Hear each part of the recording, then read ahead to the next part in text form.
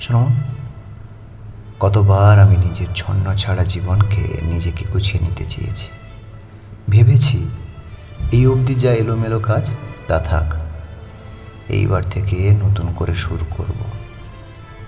কিছুদিন ঠিক পথে চলেছে সব, একদম ঠিক সময়ে ঘুম ভাঙা খাওয়া কাজ সব ঠিক ঠিক চলছে। তারপর আবার সেই একই রকম আগের অবস্থায়। নিজেকে গুছিয়ে রাখতে চাওয়া ছেলেটাই স্বভাব দোষে আবার ছন্ন ছাড়া হয়েছে। ঘর বাঁধতে এসে দাওয়ায় বসে থেকেছে, দূরে নীল আকাশের দিকে চেয়ে রাজকন্যার গল্প শুনতে চেয়েছে। এক মুঠো বেলি বা বকুল ফুল কুড়িয়ে যে ছেলেটা নিজের সম্পর্কের মানুষটার হাতে দিয়ে যত্ন আগলে নেয়, আমি বিশ্বাস করি না সেই ছেলেটা চাইলেই সাজানো গোছানো হতে পারে।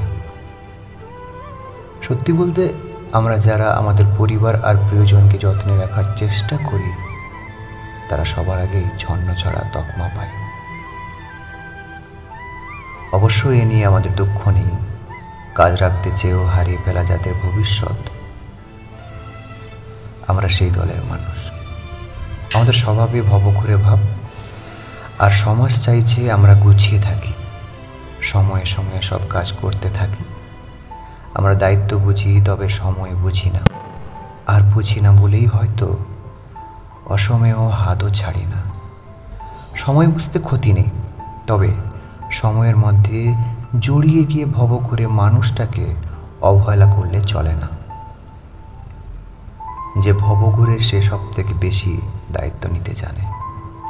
যদি বলো এতটা জোর দিয়ে কিভাবে বলছো, আমি বলবো আমি এরকমই ভবঘুরে ছন্ন ছাড়া আগলে রাখার মানুষ।